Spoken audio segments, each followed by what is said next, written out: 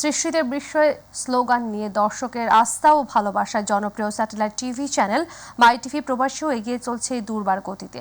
কুয়েতের প্রতিষ্ঠা বার্ষিকীর আয়োজনে দেশ বিদেশের বস্তুনিষ্ঠ সংবাদ পরিবেশন করে সর্বস্তরের মানুষের আস্থা ও ভালোবাসা অর্জন করেছে, যা অব্যাহত থাকবে বলে জানান প্রবাসীরা।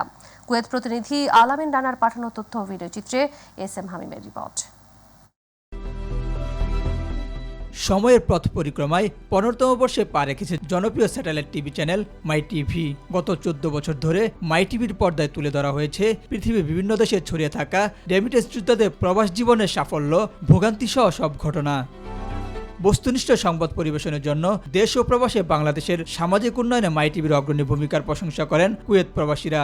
মাই টিভি বস্তুনিষ্ঠ সংবাদ পরিবেশন, মাই টিভির বিনোদনমূলক অনুষ্ঠানসমূহ পুরো দর্শকদের মন জয় করতে পেরেছে। ইসলামিক প্রোগ্রাম মাই টিভি প্রতিবন্ধীদেরকে নিয়ে প্রোগ্রাম করে। প্রবাসীদের পক্ষ থেকে মাই টিভিকে অনেক অনেক ধন্যবাদ এইসব প্রোগ্রামগুলো করার জন্য। কাস্টমাররা আসে, সবাই একসাথে মিলেমিশে সবাই মাই টিভি দেখি। জাতীয় ও আন্তর্জাতিক ইস্যুতে জনমত গঠনে গুরুত্বপূর্ণ ভূমিকা রাখায় ও মানুষের ভালোবাসায় মাই টিভি ছড়িয়ে গেছে দেশের গণ্ডি পেরিয়ে বিশ্বের প্রতি প্রান্তে।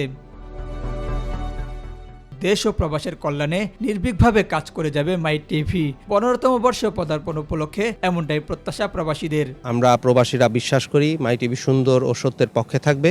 আমরা এটাও আশা করব প্রবাসীদের যে সমস্যা এবং বিভিন্ন বিড়ম্বনার আমরা শিকার হচ্ছি, মাই টিভি এগুলো সময় সময় তুলে ধরবে। যুব সমাজের আইকন তৌহিদ আফ্রিদি ভাই, ওনার কর্মকাণ্ডগুলো আমাদের অনেক ভালো লাগে।